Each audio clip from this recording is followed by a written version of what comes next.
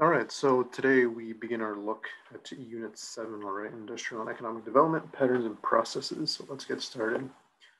Right. So the first big topic to learn is going to be the Industrial Revolution, okay?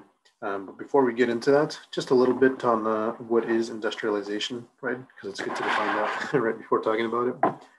So first, industry, right? To sum it up, right? It's any economic activity that uses machinery on a large scale to process raw materials into finished goods. Okay, and the whole unit revolves around industry and how developed a country is, and how we can tell. All right. Industry can also refer to a collection of productive organizations that work with the same materials or produce similar products. And we could look at, heavy industries and light industries. Okay, that kind of show the whole manufacturing industry, right? So heavy industry is going to, require huge production facilities, and they're going to produce goods on a massive scale and employ skilled workers. While light industry, on the other hand, is going to require less investment in production facilities and equipment, and they'll produce finished goods that can be made on either a small, massive, or maybe a custom scale. So workers in light industries may be, what I'm looking for here, maybe unskilled, right? Not necessarily highly skilled. Okay. And manufacturing can also take place at different scales, right? Like I just said, right? It could be at a large scale. So factories, industries that, mass produce things that requires greater investment, right? And the scale of facilities and production industries, as I just stated, is going to be smaller. Okay. You could also think of industrialization maybe as like a period of time that refers to an increased output of machines, right? And we're going to be looking at the Industrial Revolution kind of as the background, the history as to the process of industrialization. All right, and the Industrial Revolution, as we'll see, is going to be in Britain and spread to Western Europe and North America. All right, so I'll briefly mention the diffusion of the Industrial Revolution. Okay, and just FYI, and I know most of you know this already, but raw materials can refer to the wood, plant products, animal products, right? Other substances to make goods intended for sale to customers. It could be crude oil. You could be, chopping down trees for lumber, using metals to make machines. But, I know most of you know that. Okay. So some of this I talked about in class, but, we'll still look at it. Okay. So what was the Industrial Revolution? It's that shift of society from a small scale, handcrafted, produced, production society to a power-driven mass production society. Okay, and what was so revolutionary about this revolution wasn't the fact that the government fell and then somebody replaced that government, right? It's what's revolutionary is how it is, it changed how and where people worked and led to population growth. Okay, and in particular city growth. All right, the growth of cities. All right, the first cities in the millions, and at least in modern times. Okay, so it was also revolutionary because it was a period of increased output of goods made by machines and new technologies. It saw the use of new basic materials like coal, water, and iron ore, which the latter leading to steel, and the invention of new machines and technologies. All right, things like the steam engine by James Watt. All right, the spinning jenny or the power loom. Okay. So what caused the Industrial Revolution? Number one was improved farming techniques that led to a population explosion. Okay, and when I say improved farming techniques, I'm talking about what we learned back in Unit 5 when we talked about the second agricultural revolution. Okay, but those farming techniques led to a population explosion because with new agricultural techniques, right? There's going to be a greater food supply, right? But at the same time, if you remember when I talked about the second agricultural revolution, I was talking about kind of the enclosure system, how farmers basically lumped together various farms into one kind of farming community, one big farm, right? And that kind of led to some farmers losing income and thus having to move to the cities, right? And as we'll see, right, as farmers moved to the cities and they worked in the factories, right, more goods were able to be produced, and that eventually led to a population explosion. All right, and third here, energy, right? Human beings, so we, right, began to harness the power of water and coal we were no longer relying on the physical labor of humans or animals. So not really using our, muscle strength, but instead, right, relying on new technologies, new machines, right, relying on different forms of transportation, right, railroads, steamships, all right, of course, changes in the textile industry as we'll get to. Okay, so yeah, just a quick note here on the second agricultural revolution. As I stated, right, back in Unit 5, right, during this revolution, not only are there new technologies, right, but landowners are beginning to buy up small farms to create enclosures, right, the enclosure system, and that forced small owners to give up their farms and, lose their income and eventually move to the cities. Okay, so why did the Industrial Revolution start in Great Britain? It's another question to answer. And there are really three factors of production that Great Britain possessed. First was land, right? So they possessed colonies around the world to provide raw materials and to become eventual markets. Okay, and actually Great Britain at the time had probably the largest overseas, empire, right, in terms of land mass. All right. Second factor of production here was labor, right? A growing population at home due to the second agricultural revolution led to more workers, right? And not only workers at home, but labor in the colonies as well. All right. Number three is capital. All right. So Great Britain had an abundance of iron and coal, right? Rivers and other bodies of water for transportation and, as sites for harbors, right? They had a politically stable government along with a strong navy and strong economy to invest in. So businessmen, entrepreneurs are willing to invest in these new technologies and then the factories that came out during the Industrial Revolution. And here's a map of Great Britain. It just kind of shows you where exactly, right, the iron and coal were located. And, most of the factories would actually, be developed along these rivers and, along, ports, right? So you can just kind of take a look at that and pause and kind of see, where these natural resources, where these raw materials were. Okay. Yeah, so before the Industrial Revolution, again, just a little bit more background, all right? High quality craft goods were made in isolated, independent, small scale, operations. So basically, homes, right? Or, small shops, right? And the production of goods usually took longer. Transportation was slower. All right, and large products like ships were produced in select settings based on certain geographic factors. All right, goods needed in large quantities, whether that be textile or shoes, were produced by cottage industries. All right, and a cottage industry, members of families, spread out through rural areas, worked in their homes to make goods. All right, and their production, would be funneled to the urban dwelling entrepreneurs. Right. So before the Industrial Revolution, we're seeing a big dependence on small scale local production, hand-operated equipment, and muscle power. All right.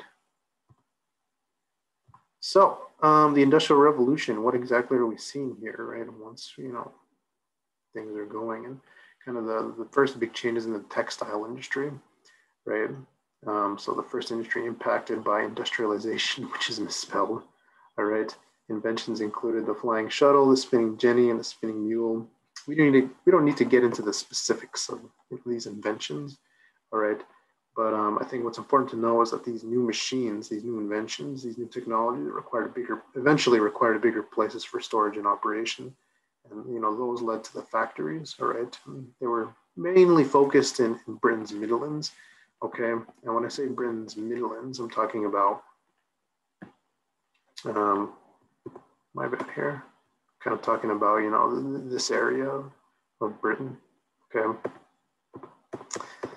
So, like I said, focused in Britain's Midlands, all right? And eventually, you've got the invention of the cotton gin, which increased the amount of cotton available for textile factories, all right? So in other words, these changes in the textile industry, we're just seeing the mechanized spinning of thread, okay? And going back to, these inventions being focused in Britain's Midlands, right? These factories, it's because of, the high capital cost of equipment and the need to maintain the machinery. So thus, it's important to focus those operations in one location. And like I said, also because they're along certain transportation routes, like rivers or ports, right? And it makes it easier for, for the shipment of coals, and textiles and other things, okay? And that leads nicely into changes in transportation, okay? So we're seeing the steam engine become more efficient, and that leads to better engines that allow for better water transportation, and leads to steamships. Okay, roads were improved by better paving techniques. Right, roads built for profit. As turnpikes, toll roads. Right, so the steam-driven locomotives. So the invention of these. They were able to haul large loads of raw materials or goods at long distances, and the success of the locomotive led to the increase of railroad lines, right? The construction of railroad lines across Great Britain and eventually the rest of Europe, right? So this was a cheap way to ship goods, and it created jobs for those who built the railroad lines, right? And it also encouraged people to take jobs in the cities, okay, because it was easier to transport there. Right, and railroads were, best built in the Midlands there in Great Britain, simply because the region of Great Britain, that region is flat. Okay. So as I'm saying, these factories were built in, constructed in these very specific cities and locations. And like I said, specifically along, water routes, right, transportation routes, whether it be railroads or, the rivers, okay? Again, to make it easy to transport coal and textiles, all right, and to be closer to the ports, all right? And so here's a map of factories, right, in Pittsburgh, Pennsylvania, right, in the 1800s. We can see where the factories were located, right? And we can see, right, along a river. Okay, so industrialization, you got various images online of what exactly it looked like, and here's just one depiction of of industrialization and the Industrial Revolution. Okay, so industrialization changed the way cities were run, right, and how people lived in them. Okay, so more factories, obviously, right, led to more jobs, larger cities, because again, factories house those machines that produce goods. So due to the second agricultural revolution, the enclosure system, right, families began moving to the cities to look for work. And people moving to the cities, right, and working in the factories, the conditions weren't exactly ideal. Okay, they were actually pretty harsh, right? Factories were poorly ventilated, poorly lit. There weren't any, definitely weren't any, things like strategic exit routes or emergency alarms or anything, right? Very bare bones, right? Work hours would range from 14 to 18 hours. There were no unions. In the cities, we're seeing a lack of sanitary codes, no trash pickup, crowded areas and housing, lack of adequate housing, lack of schools, pollution is rampant, right? So a lot of bad things, okay? But there were some positive effects, okay? Like more jobs, right? Better paychecks, more affordable products, because there's an increased production of textiles, right? More job opportunities. Okay, a little bit more on the cities here. Most of England's, Great Britain's cities at this time really had no development plans or building codes. So sustainable, sustainable growth, sustainable structures weren't necessarily a thing. And like I said, there was a lack of adequate housing, education, police protection. Workers lived in these dark, dirty shelters. Disease was widespread on paved streets with no drains. And the average lifespan, as you can see here, for a person living in the city, right, 17 years, countryside, 38 years. All right. Here are a couple more images of children working in the factories, all right, in the streets there. So as the Industrial Revolution moves along, as it kind of shifts into the, quote, second agricultural revolution, all right, we're beginning to see class tensions grow in Great Britain and eventually, other parts of Western Europe and America. So clearly, the Industrial Revolution created vast amounts of wealth. However, most of this wealth actually went to the factory owners, the shippers, the merchants, not necessarily the working class. Okay, and so this leads to debates about how to better treat the working class, how, money can be more, equally distributed, right? Questions that we're still facing today, right? Kind of the beginnings of this, as we know it today, stem from the Industrial Revolution, right? That being said, the Industrial Revolution also contributes to imperialism and colonialism in the 19th century. And the reason why is because, most these investors, right, in these factories and these, inventions, right, these entrepreneurs, right, they're seeking out more raw materials and, new markets, right?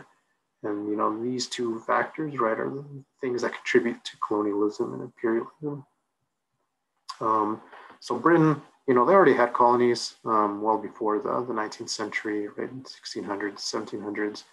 And they were the, as I said, the leading imperial power in the late 18th century. So the wealth that poured in from Britain's role in the slave trade, the sugar trade, that all helped, provided the capital needed for industrial expansion. But anyways, as industrialization spread in the 19th century, the control of colonial areas became more attractive, right? Because again, right, it's a source for raw materials and, a guarantee for, an exclusive, market, right? And so some of the natural resources, in Indian Africa, right, two of the, famous places colonized, right? India, we see tea, jute, rubber, cotton. In Africa, we see gold, iron, cotton, cocoa beans, oil, diamonds, ivory, rubber. And the image you see on the right, that's just an image of, rubber being, extracted, all right, at least in its liquid form. So yeah, colonies were established and transportation networks were built to continue the flow of raw materials. Okay, and when I say transportation networks, I'm talking about the oceans, not necessarily railroads per se, right? So a negative effect of this, it might sound good, you get more raw materials and new markets to sell things, but kind of the not so dirty little secret about imperialism and colonialism. Actually, it's not really a secret. Most people, who have some idea of history know this, right? The harsh conditions prevailed in colonies, right? Because of the Europeans, either because of, because of bias or, because of, outright racism. I ran an example of that as the Belgian Congo. I wish we could talk about that, but that's a story for another time, right? History. So anyways, global trading networks were successful due to innovations such as steam powered ships, transports, etc. Okay. So yeah, here's just a chart looking at kind of the effects of the first industrial revolution, the second agricultural revolution, right, the second industrial revolution, and so on. And clearly we can see, life expectancy increasing and, the, GDP per capita increasing. And at least during the first industrial revolution, we're seeing, the developed countries that we know today kind of move from stage 2 of the demographic transition model to stage 3. And of course, we're seeing a rural to urban, migration increasing dramatically, right, or population. So for example, France's urban population, in the span of 100 years, basically went from 25 to 44%. And in 1851, London surpassed 2.6 million people. All right, so here are just some of the positive and negative effects of the Industrial Revolution, right, to take note of. Okay, and then of course, here's, this map showing the diffusion of the Industrial Revolution. All right, so, while it's not on this map, the Industrial Revolution did spread to the United States eventually by relocation diffusion. When a British textile manufacturer immigrated there in 1789. And you can see the decades here, just, what countries in Europe or what regions in Europe experienced industrialization. And we see Belgium in the 1850s, Germany in the 1860s. What was at the time, right, the Austro-Hungarian Empire in the 1870s. All right. In particular, in Germany, the coal-rich Ruhr Valley ended up becoming the industrial heart of Germany. Okay, and by the mid-19th century, location on waterways became less important because a lot of these countries were beginning to build, pretty complex canal systems and, railroad networks. Okay, so when I say the Industrial Revolution, at least for this unit, what I'm really talking about is just, you know, the first and second Industrial Revolution.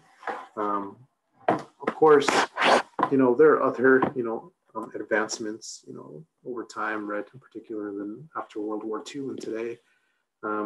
Some geographers and historians like to consider, you know, these times as, you know, the fourth Industrial Revolution, and kind of post World War II as the third Industrial Revolution.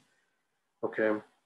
So for instance, right, the second agricultural revolution, we saw the growth of steel, automobile, airplane industries, right, chemical industries, the development of consumer appliances.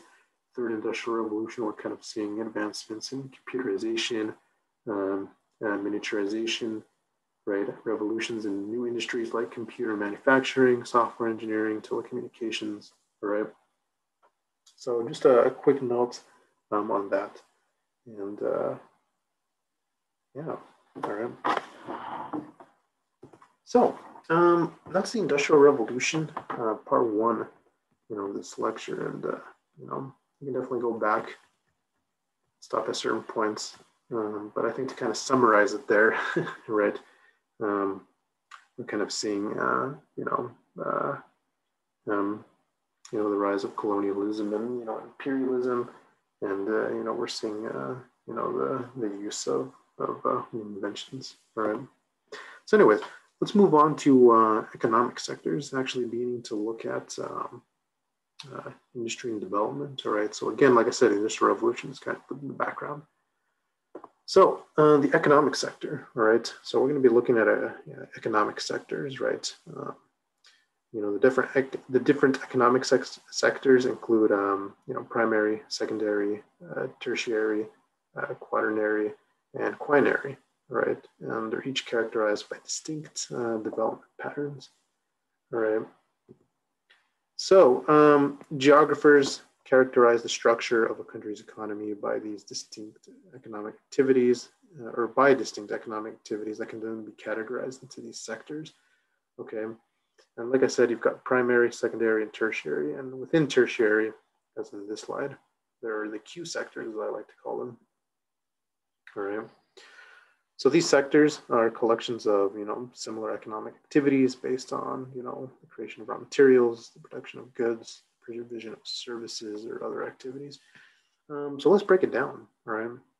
Primary economic activities, right, or the primary sector is characterized by, you know, the extraction of raw materials and natural resources from the Earth's surface. So no goods can be produced without these raw materials. So it's, you know, primary economic sectors are pretty important. All right, examples include mining, fishing, agriculture, forestry, extracting liquids and gas. Okay, so yeah, I'll focus on obtaining raw materials, right?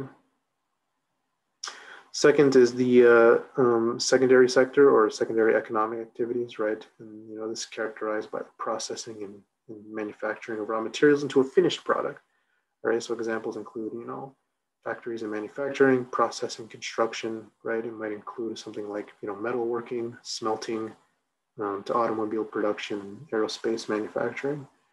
And third, we've got the tertiary sector, tertiary economic activity. So, you know, this sector is characterized as a service sector that focuses on moving, selling, and trading products in primary and secondary sectors, right? So providing services. Right, examples are going to include, you know, retail stores, marketing, design, restaurants, shipping, storage, and it's also going to include commercial services, you know, provided to the general public and businesses or governments. So you can see that list there: banking, finance, insurance, law, healthcare, etc. So within the tertiary sector, okay, we've got the quaternary and the quinary sector. Okay, so quaternary sector is characterized as a knowledge-based sector, right, where there's a focus on research and information creation and transfer, right? So basically handling and sharing information and environmental tech. So examples are going to include investment banking, real estate, college professors, education, software developers, cultural activities. Okay, and usually, you know, the quaternary sector is going to require a high level of education, and high-tech companies, you know, in America like Google, Microsoft, and Apple are part of the sector. And second within the tertiary sector is going to be the quinary sector, right? Characterized by, characterized as, the highest levels of decision making by top officials in government and businesses. So, they process information in sophisticated or responsible ways, or at least they're supposed to, right? As they make decisions affecting society, right? So think of Congress, CEOs, multinational corporations, okay? So this is kind of where we get to some of the important stuff here for talking about economic sectors, okay? Economic development patterns. So these different economic patterns, these different economic sectors are characterized by distinct development patterns, all right? So geographers study the structure of individual countries' economies by looking at the percentage of employment across economic sectors, and this is going to reveal economically how developed a country is, or another way of thinking about it, how industrialized a country is. So I want to give you a minute to examine that sentence there. Okay, geographers study the structure of individual countries' economies by looking at the percentage of employment across economic sectors. All right, and the key here, right, is this is going to reveal how developed a country is, or how industrialized. So less economically advanced countries will be characterized into primary and secondary economic sectors, where that's kind of the focus of the economy. More developed countries are going to be typically more industrialized, right, with a large share of jobs in the secondary and tertiary sectors. And remember, tertiary sectors include those two subcategories, the Q sectors. So, in other words, economic sectors are going to differ in the core, semi-periphery, and periphery countries, or if you want to look at it this way, developed, semi-developed, and developing. So here's a map of the world through a regional scale of analysis. We can kind of see where some economies that are characterized as primary sectors, right, where they're located in the world, where secondary might be, and then where the tertiary, quinary might be. And you shouldn't really be surprised, given what we've seen across units, that most of the secondary and tertiary economies are going to be in Europe, the U.S., Canada, Australia, and the secondary kind of in those semi-periphery countries, countries like Mexico, India, China, and then primary in the less developed countries, or most being in Africa. And then you can kind of see what some of these focus on. So, primary sector in the Philippines can focus on fishing, right? Secondary economic sector, right? Bangladesh, for example, it's going to focus on clothing. In Mexico, making automobiles. In the U.S., tertiary, right? Service sector employment, and where most, headquarters, accounting divisions, right, are going to be located. So let's talk about the periphery, or the less developed countries. All right. So in relation to the primary economic sector. So where primary sector employment is dominant, right, countries are going to tend to be poor. All right, or in the periphery. These countries are going to have little capital to fund investments needed to industrialize, so they're going to be less industrialized. Okay, many workers in the primary sector, primary sector generally practice subsistence agriculture. But of course, countries can move to secondary and tertiary economic sectors, such as the United States and China. And I'll give you some numbers here. When we talk about the United States, right, before 1880, most of the labor force was in agriculture, but by the 1950s, was less than 10%.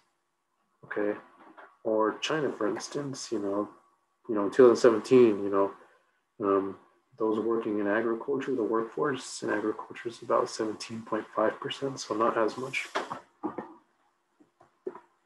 All right, and semi-periphery countries. Okay, so semi-periphery countries are going to tend to have large portions of their workforce in the secondary sector, right? These countries rely heavily on manufacturing, processing, and construction industries.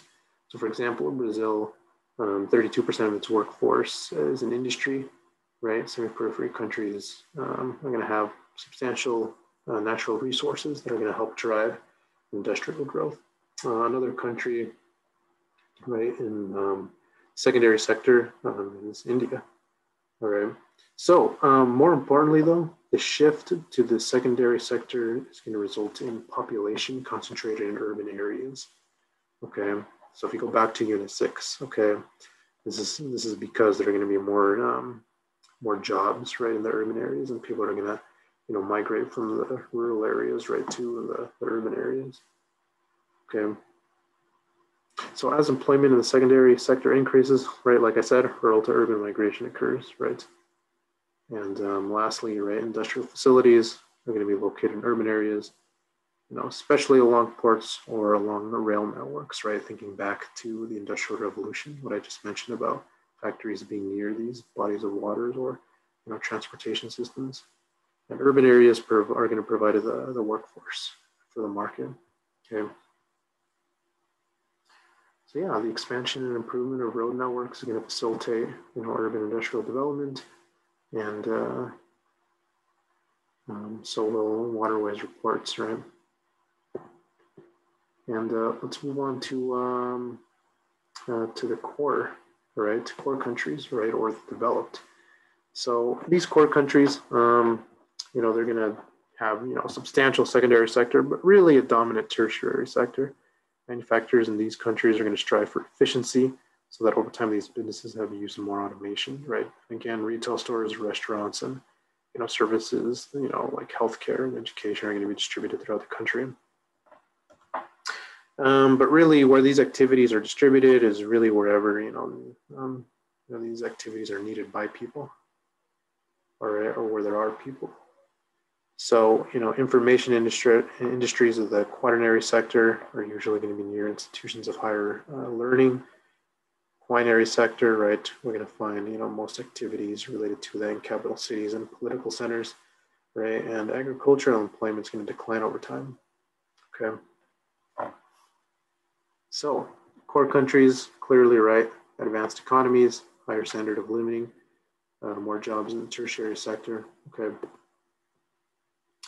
And sometimes core countries could be characterized as post-industrial economies. Okay, so a country may develop into this post-industrial economy when the primary sector is extremely low or non-existent. Well, I wouldn't say non-existent. Right, there's going to be a relatively low secondary sector employment and predominant tertiary sector employment. So countries like the United States, Japan, Australia, Germany, right? Countries in like stage 5, the demographic transition model, right? Where, birth rate might be in the negatives, right? So these economies are going to focus on the production of services, not goods. There's going to be a strong emphasis on institutions of higher learning, okay? The shift to post-industrial economy can prove to be difficult, can be difficult, and actually has been difficult. All right, because manufacturing jobs are moving out to post-industrial countries or to other, not post-industrial countries, but peripheral, semi-peripheral countries. So think China, Mexico. And in addition, workers have to learn new skills, right, in other fields. So if you look at the chart on the right, you can see how U.S. employment. You can see U.S. employment by sector. Right, and it shows that about 80% of the labor force is working in the tertiary sector. One can also look at the gross domestic product, the GDP, to think of the impact of each sector on the economy. Right, and here's Australia. And clearly, you can see correlation. And lastly, just a note on women here in regards to economic sectors. So as a country is moving into a more secondary, but really a more tertiary economy, a more developed or core country, women are going to play a greater role in the economy, right? In more industrialized societies, women will work in the tertiary and Q sectors. They're going to want smaller families. They might, in the economy as a whole, there will be less of an income disparity with men. Better educational opportunities, better work opportunities. Okay. So yeah, that's all, you guys. Let me know what questions you have.